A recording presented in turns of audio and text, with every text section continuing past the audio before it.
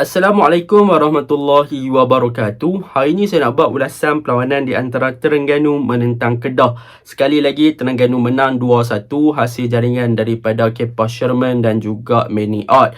Manakala gol pasukan Kedah dijaringkan oleh Azamuddin Akil. Pada perlawanan ni boleh saya katakan memang nampaklah yang Terengganu berjaya untuk kontrol game dan ada beberapa percubaan yang menarik berjaya dilakukan yang sepatutnya Terengganu berjaya untuk jaringkan gol. Kemungkinan sepatutnya Terengganu boleh menang lebih daripada 2 gol lah. Dan Kedah juga perlu berterima kasih kepada barisan pertahanan, terutamanya kepada goalkeeper pasukan Kedah iaitu Ifwak Akmal yang menafikan beberapa percubaan daripada pemain-pemain Terengganu untuk memastikan yang gawang beliau tidak diratah lebih daripada 2. Baiklah, tanpa membuang masa, mari kita masuk ke dalam ulasan perlawanan. Untuk ulasan perlawanan kali ini, saya akan mulakan dengan pasukan Terengganu. Apakah yang saya suka tentang pasukan Terengganu pada perlawanan ini? Yang pertama adalah tentang back four pasukan Terengganu yang diketuai oleh Papa Dekite, Syarul Nizam, Alif Zakaria dan juga Azam Azmi.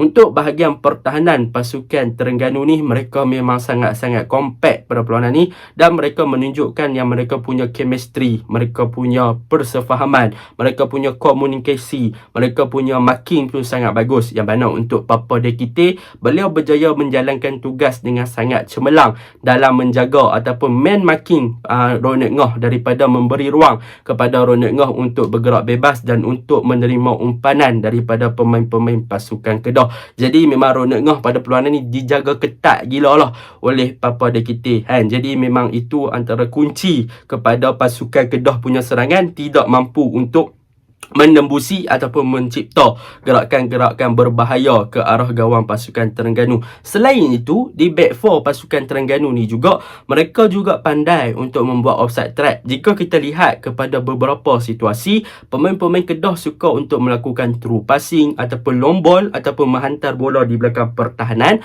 untuk mencari target man mereka iaitu Ronald Ngoh. Jadi back four pasukan Terengganu ni, mereka pandai. Mereka tidaklah bermain dengan defensive line yang agak tinggi, tetapi mereka bermain boleh dikatakan mereka pandai untuk timing, untuk bergerak selari bagi membuat offside trap, yang mana beberapa kali Ronald Ngoh dan beberapa pemain Kedah yang lain terperangkap dalam offside trap yang dilakukan akibat daripada passing yang cuba dilakukan oleh pemain-pemain Kedah di kawasan tengah dengan long ball ataupun true passing. Jadi mereka dah boleh dikatakan seakan-akan ada tali yang terikat di antara mereka, antara back four ni, untuk bergerak selari dan juga berjaya untuk berkomunikasi dengan baik. Daripada segi man marking tu memang kita boleh puji lah. Mahmud Almardi tak boleh nak bergerak bebas di kawasan Azam, terpaksa tukar bermain di bahagian kanan. Alif Zakaria pun berjaya jaga Mahmud Almardi dengan sangat bagus dan cemerlang kan. Jadi memang back four pasukan Terengganu ni dah betul-betul kompak, berdisiplin dan mereka pandai untuk bergerak selari dan juga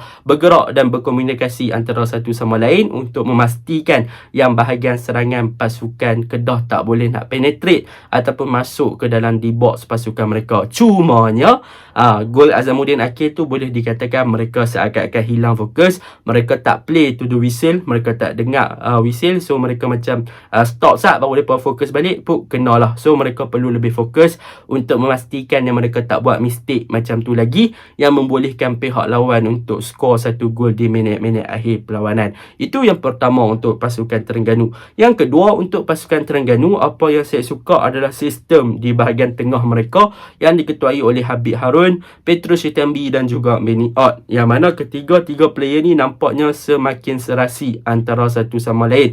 Yang mana Petrus Sitembi yang bermain sebagai boleh dikatakan more to attacking midfielder, beliau berjaya untuk memastikan yang Terengganu ada seorang attacking midfielder yang bagus untuk link up dengan baik antara bahagian tengah dan juga bahagian serangan. Beliau mempunyai kelebihan daripada segi vision, beliau mempunyai kelebihan daripada segi ball control dan juga yang paling penting beliau ada passing accuracy yang tepat, yang mana kita boleh tengok beberapa passing yang dilakukan oleh pasukan Terengganu yang dilakukan oleh Sitembi berjaya untuk menjumpai pemain-pemain di bahagian hadapan ataupun bagaimana dia buka game kepada pemain-pemain sayap seperti Faisal Halim. Gerakan-gerakan yang dilakukan oleh Sitembi ni antara gerakan-gerakan yang penting. So dia cover all the area, daripada bahagian kanan dia cover, tengah dia cover, kiri pun dia cover untuk link up antara player winger dan juga tengah serta bahagian serangan serangan iaitu Kepoh Sherman. Dan untuk Habib Harun memang boleh dikatakan dia antara player yang menggerakkan shot passing antara pemain-pemain Terengganu di bahagian tengah, yang mana pemain-pemain Terengganu bila pegang bola mereka sangat yakin, mereka berjaya main 1-2 passing dengan sangat bagus, mereka berjaya untuk keluar daripada pressure ataupun tekanan yang cuba diberikan oleh pemain-pemain Kedah. Mereka tak kalut, mereka tak gopoh gapah, mereka tak buat simple mistake. Mereka berjaya keluar daripada tekanan tersebut dan juga berjaya untuk cipta build up dengan sangat-sangat menarik lah untuk game ini. Itu yang kedua yang saya boleh katakan. Memang gerakkan bahagian tengah Habib Harun adalah nadi, Miniot dan juga Petrus Sitembi ofensif, dan mereka boleh membantu bahagian serangan dengan gerakan yang sangat cemerlang. Mereka punya movement, off ball movement dan juga work rate pun sangat-sangat bagus. Dan yang ketiga, yang untuk pasukan Terengganu yang boleh saya komen dan juga apa yang saya suka adalah mengenai peranan di bahagian winger. Mereka mempunyai typical winger yang berbeza, iaitu di bahagian kanan mereka ada Faisal Halim, di bahagian kiri Faiz Nasir. Kedua-dua player ni bertubuh kecil tetapi bukannya mempunyai playstyle yang sama, yang mana Faisal Halim more tu menjadi inverted winger ataupun seorang winger yang lebih suka untuk penetrate pasukan lawan dengan dribbling dan juga larian-larian dia yang deras untuk mengatasi pertahanan lawan dan masuk ke dalam D-box pasukan lawan. Itu yang ada pada Faisal Halim. Walaupun bertubuh kecil, dia sangat laju, dia ada passing yang boleh untuk tewaskan pemain-pemain lawan. Dan berbeza pula dengan Faiz Nasir. Faiz Nasir bukannya lebih kepada winger macam Faisal. Corak permainan dia bukan macam Faisal. Dia bukannya pemain yang suka untuk dribbling, walaupun adalah dia dribbling 2-3 kali dan sebagainya. Dia tak ada speed, dia tak ada pace, dia tak ada kelajuan untuk buat benda yang macam Faisal buat. Tetapi kelebihan Faiz Nasir adalah untuk hold up the game dan juga adalah untuk link up antara weakest point pasukan Terengganu di bahagian tengah. Dia adalah lebih kepada untuk memberi support kepada bahagian tengah, overload di bahagian tengah dan buka game kepada pasukan Terengganu di bahagian serangan. Senang cerita, Faiz Nasir ni sebagai connector lah di bahagian kiri yang suka masuk ke tengah untuk jadi pemain tambahan di bahagian tengah buat pasukan Terengganu, dan secara tak langsung adalah connect kepada bahagian serangan pasukan Terengganu. Jadi dia bukannya specialist winger ataupun style winger yang laju, yang ada kelebihan boleh buat dribbling, beat seorang player diorang masuk kotak penalty yang kelajuan. Dia bukan macam tu. Dia lebih kepada nak hold game, nak link up dan juga nak connect antara bahagian tengah, bahagian kiri ke bahagian serangan. Berbeza dengan bahagian kanan. So apabila ada dua player yang versatile, yang mempunyai corak permainan yang berbeza di bahagian kanan, benda tu telah memberi advantage kepada pasukan Terengganu untuk dominate dan juga mencipta serangan yang berbeza, sama ada di bahagian kanan ataupun bahagian kiri. So kalau mereka attack belah kiri, mereka attack macam ni. Kalau mereka attack belah kanan, mereka attack macam ni. Benda tu sangat-sangat bagus lah untuk pasukan Terengganu. Dan yang terakhir adalah tentang Kepoh Sherman. Kepoh Sherman boleh saya katakan daripada segi finishing dan juga daripada segi involve untuk menyerang, beliau lebih fokus kepada untuk hold up game ataupun hold the ball sebelum dia create space kepada teammate dan yang lain. Dia bukannya macam Kepoh Sherman yang dulu yang kita kenal, antara finisher yang berbahaya, dapat ruang sikit dia boleh score dok.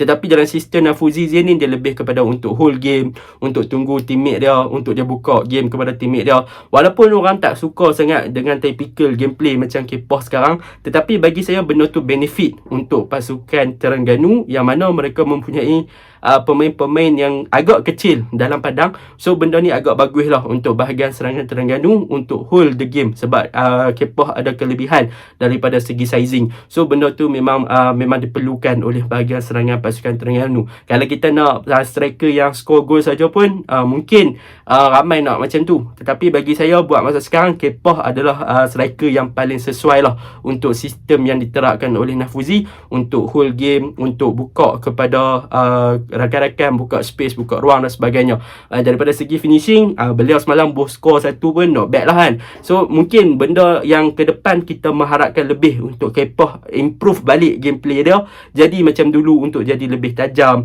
untuk lebih aware ataupun lebih cakna di dalam padang, untuk menjadi striker yang lebih tajam, yang lebih kepada finisher. Mungkin kita boleh harapkan benda tu daripada Kepoh dari semasa ke semasa. Saya harap Kepoh boleh improve lah benda tu. Dan untuk Miniot, lupa saya nak puji Miniot memang gol dia on point. Memang 2 gol dia jaringkan untuk Terengganu season ni. Memang dua-dua daripada luar kotak penalti boleh saya katakan. jangan bagi space sikit kat Manny Ott kat daripada luar kotak penalti. Kalau bagi space sikit je, dia boleh buat gol kan. Macam semalam Kedah punya defend ramai dalam kotak penalti tapi tak ada seorang pun pergi challenge Manny Ott. Dia kosong, dia buat gol kan. So benda tu memang jangan bagi ruang lah kepada Manny Ott. Dia punya specialist untuk score daripada luar kotak penalti.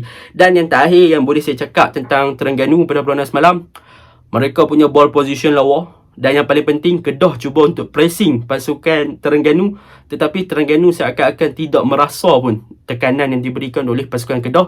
Sebaliknya mereka lebih santai, mereka berjaya keluar daripada pressure tersebut dan memainkan bola sepak mereka yang sebenarnya. Mereka boleh kekal position, mereka pandai walaupun dipressing oleh Ronald Ngah, Mahmud Mardi dan sebagainya, tetapi mereka berjaya keluar daripada tekanan tersebut untuk menggerakkan serangan balik ke arah pasukan Kedah. Jadi benda tu memang sangat on point lah. Memang saya suka untuk pasukan Terengganu. Dan untuk kelemahan, macam saya cakap tadi, striker mereka perlu lebih efisien, mereka perlu lebih efektif. Dan bukan hanya kepada Kepa Sherman, kepada Faisal Halim, beliau perlu lebih cakna dengan kawasan persekitaran beliau ketika berada di dalam padang. Beliau perlu nampak pemain-pemain lain yang buat larian, jangan terlalu solo bawa bola sedangkan ada ruang yang lebih banyak boleh passing dan sebagainya. So benda tu boleh diimprove untuk pasukan Terengganu untuk memastikan yang mereka ada chances dan mereka boleh convert the chances ataupun peluang tersebut untuk menjaringkan gol lebih banyak. Macam semalam sepatutnya dah lebih daripada 3-0 untuk first half, tetapi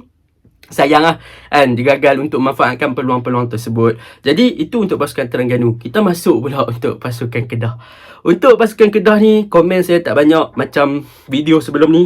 Kedah masih lagi menggunakan corak permainan yang sama, lebih mengharapkan kepada individual play, tetapi mereka tak ada gerakan sebagai as a team. Antara faktor dia adalah yang pertama, macam saya cakap, mereka tak ada proper number 10, mereka tak ada attacking midfielder yang boleh connect the link antara striker dengan juga bahagian tengah. Itu yang menjadi masalah. Kalau kita tengok kepada line up, bahagian tengah pasukan Kedah adalah Deci Marcel, Asnan Ahmad dan juga Sarawak, yang mana ketiga-tiga player ni typical adalah bercorakkan lebih kepada defensif, bukannya lebih kepada ofensif. Sarawak dengan deep laying playmaker, Deci lebih kepada untuk bertahan. Begitu juga dengan Asnan yang mana typical untuk deep laying playmaker. So bila mana mereka diletakkan di bahagian tengah antara tiga orang yang berperanan lebih kepada defensif, memang boleh nampak lah corak permainan pasukan Kedah ni agak konservatif, agak tidak menyerang dan memang susah untuk buat game. Sebab ketiga-tiga player ni ada kelebihan yang sama, iaitu Asnan dan juga Sarawak lebih kepada long ball mereka punya hantaran.